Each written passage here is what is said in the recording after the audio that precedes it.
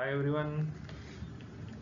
So in the last few lecture we discussed about the hypertext markup language stack. Now we are moving the forward, but we require the base of HTML because our next thing is regarding to the HTML, but updations required in the HTML tag structure, and that definition is considered as a cascading style sheet. In normally it is considered as a CSS. Now basically we design the structure in the HTML and just CSS give the some more layout definition or more updation regarding to the HTML things. So that is a style sheet. So in the definition or in the title of our chapter it just clearly mentioned these are the style sheets for the HTML tags. So firstly you should remember all the HTML elements, then and then you are able to carry this style sheet. Fine. Let's start our today's topic. So firstly we discuss about the what is the introduction about this CSS. So basically CSS is what is a cascading style sheet. What is the purpose of this CSS? It is used to describe how two elements are to be displayed onto the screen in the paper or any other media formatted. Now this media formatted means what? This is a output definitions, because which thing you want to design that thing will display on the screen. So it may be on the any kind of screen, it may be on in any kind of paper, or it may be any kind of media definitions. Fine. So CSS saves the lots of work required by the designing the elements. It can control the layout of multiple web pages all at once, because these are the styling elements.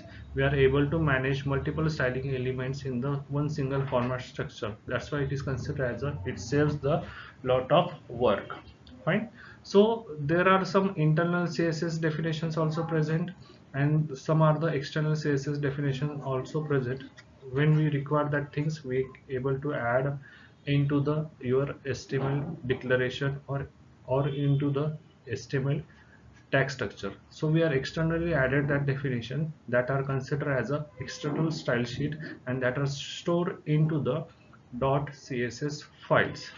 Now see here, this is a extension of your CSS file, but when we are using the CSS under the HTML, by default it carries the extension .html, but our CSS definition in the format of external definition, then and then we just enclose that file definition in the format of CSS, because currently we are not using that thing, but when we record onto the HTML document, that time we just include that file into our HTML declaration. So that's why we require that format into the CSS definition.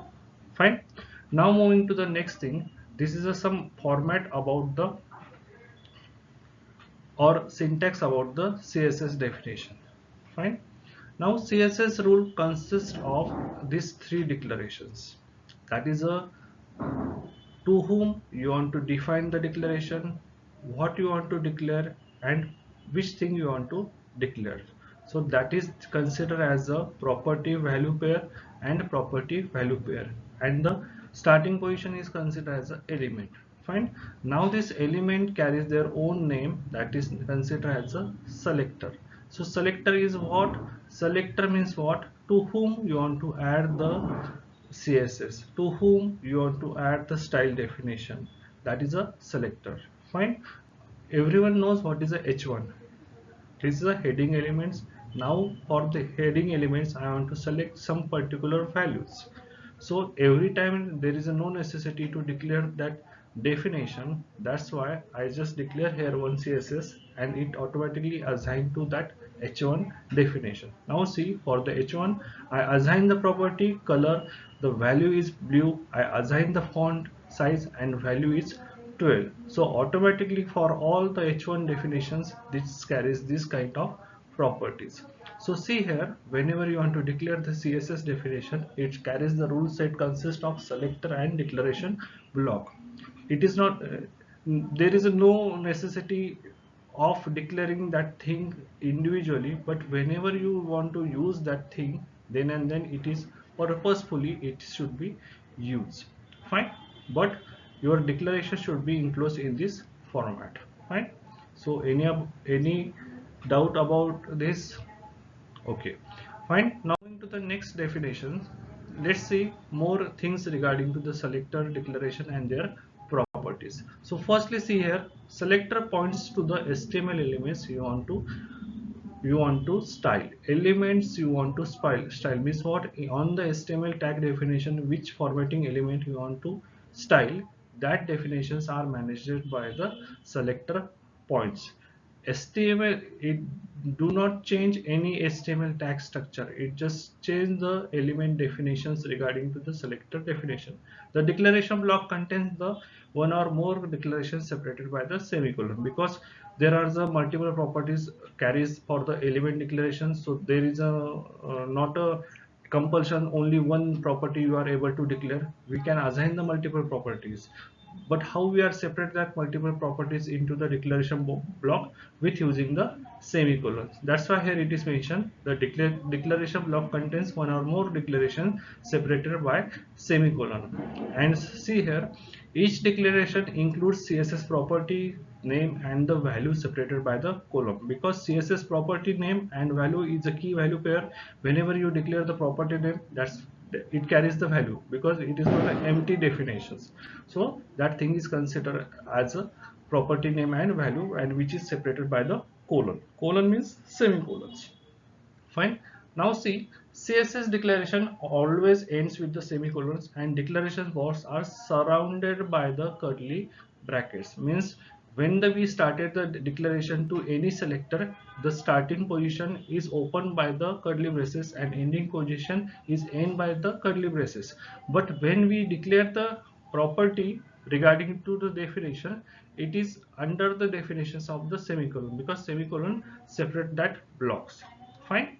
So in the following example, the P elements will be center aligned with the red text color. Now see here, here is a one selector is present, which changes the values regarding to the P.